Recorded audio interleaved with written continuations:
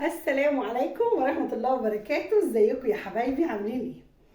انا طالعة النهاردة اعلمكم حاجة جميلة قوي تخلي شعركم ده حرير، تخلي شعر بنتك ده لا هايش ولا مقصف ولا قصير، بيطول الشعر وينعمه ويلم الهيشان ويخلي اطرافه ناعمة وجميلة.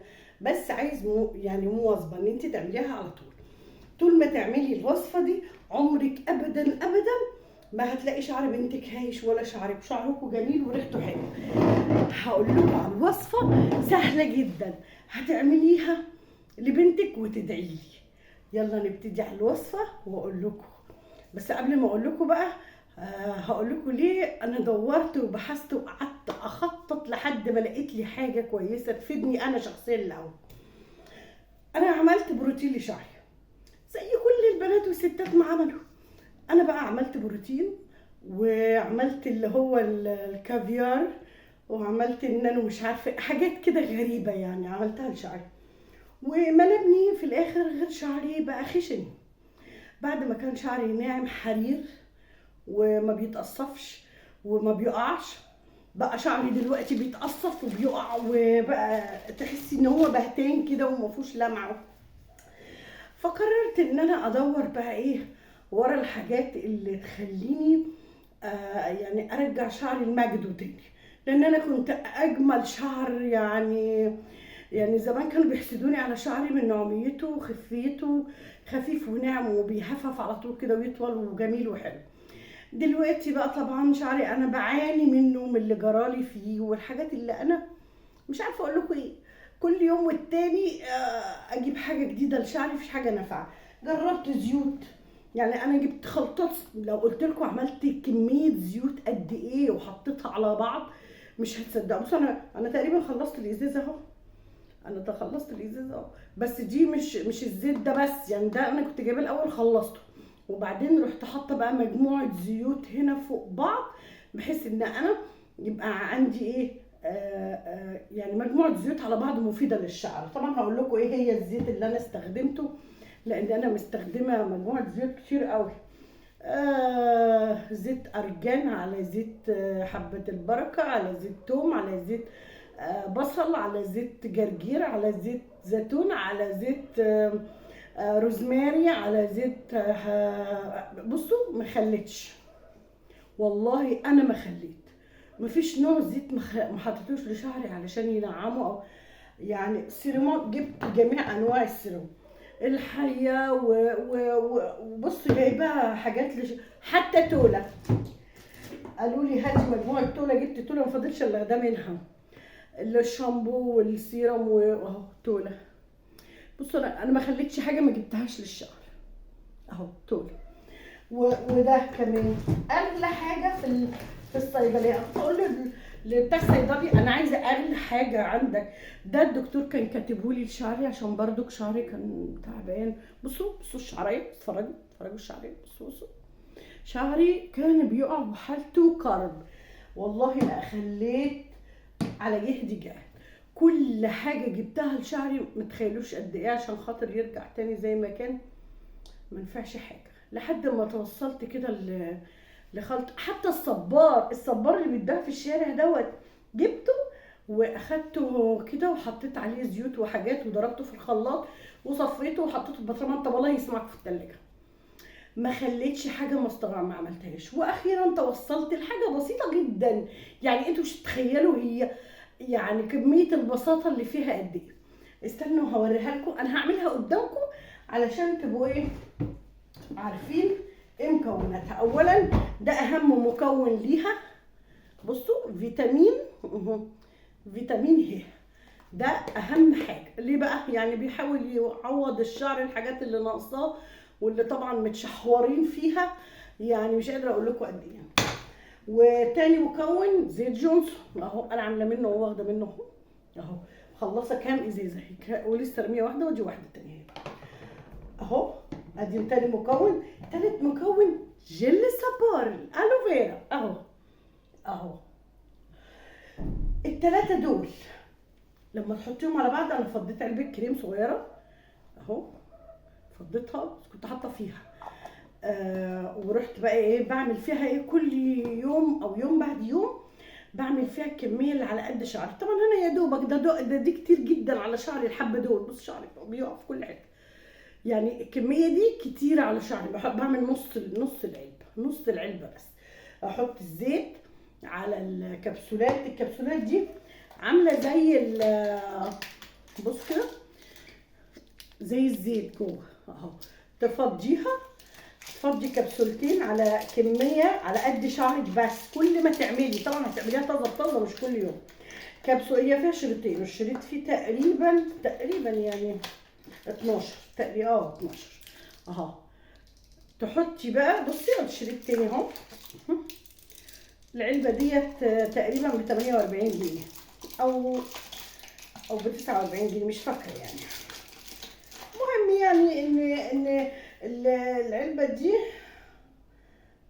ب 47 جنيه. انا قلت ب 47 جنيه اهي. فيها شريطين هيكفوك. هتعملي 12 مره فيها 24 واحده، تعملي 12 مره لشعرك يوم بعد يوم او كل يوم او كل 3 ايام براحتك اعملي. هو حاجه مفيده، انت بتحطي فيتامين لشعرك قوي جدا. يفيدك يعني، حاجه تفيدك. بصي تعالي نعملها سوا وهوريكي انا بعمل ايه، بعملها ازاي. بصي يا سيدي، احنا دلوقتي هنجيب البطرمان اهو.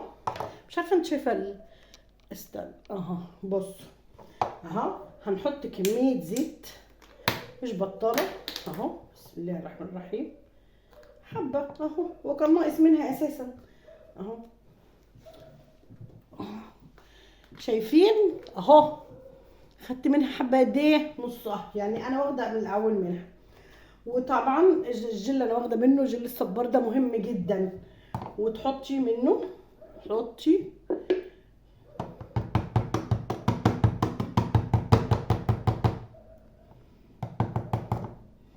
قد معلقه كبيره اهو اهو. وطبعا تحطي الفيتامين، فيتامين كبسولتين. طبعا طريه جيلاتينيه يعني، انت بتفتحي باسنانك، بتفتحي حته كده اهو. شايفه اهو. وبتفضيها، بتفضي اهو. اتفضيت. وادي التانية اهي. شايفين؟ انا مش هقول لكم تاني اهو. وتعملي بقى كده. طبعا نشيل دي. انا طبعا عملت النهارده لان انا ما شاء الله علي سلام يعني، تقريبا كده في الباي باي يعني. شعري دوت بيقول لي يعني ارحميني. اشوف الفرشه بتاعتي.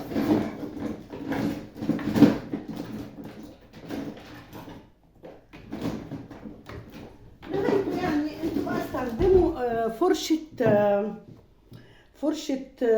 صبغه اهو.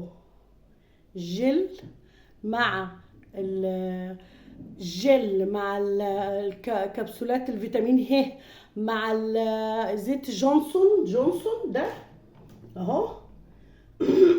هي معلش غاليه شويه الجونسون، بس مفيده جدا، بتنعم الشعر وتطريه جدا. دي حاجه. ده الحاجات اللي انا اما اجي استخدمها بقى بروح ايه انا خلطها مع بعض. من الحاجات بقى اللي بستخدمها كمان للبشره وحاجه حلوه، بس هي يعني هي غاليه شويه، بس هقول لكم على حاجه مفيده جدا هتدعوا لي. ايه هي بقى؟ بصوا كريم اهو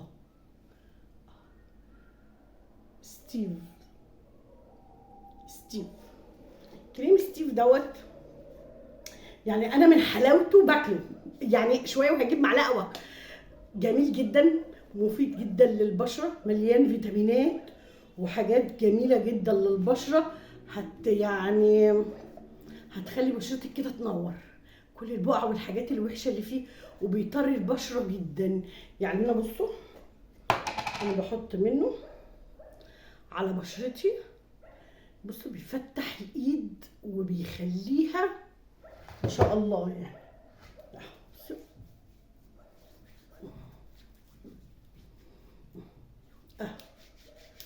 بصوا جميل، مش قادره اقول لكم قد ايه.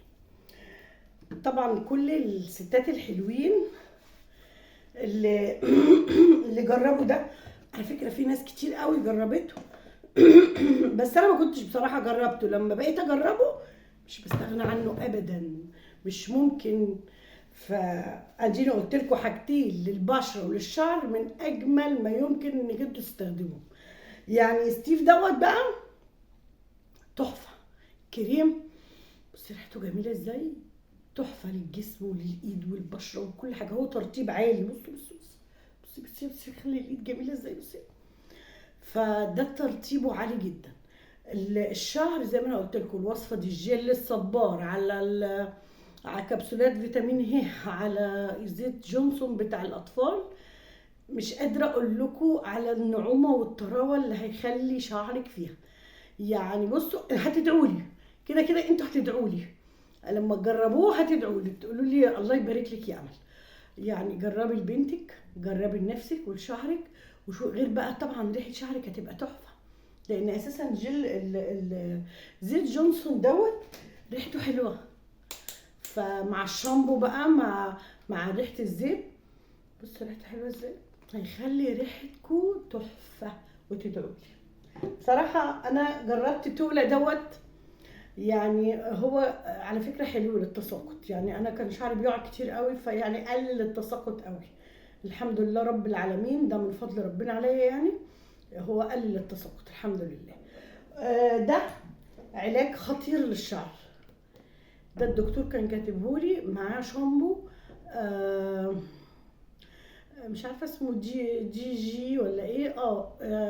ازازه كده صغننه ومقلبظه كده بس غاليه شويه، يعني مش عارفه كان ب 300 جنيه تقريبا. ازازه شامبو بس حلوه قوي. هي خلصت عندي بقى فاضطريت اجيب شامبو نوع تاني يعني. اما ده فده كان من الاساسيات، وكان طبعا كاتب لي على كبسول باخد منه. وانا بجيب هير تونيك بتاع الشعر، اللي هو كبسولات هير تونيك دي جميله برضو للشعر جدا جدا جدا.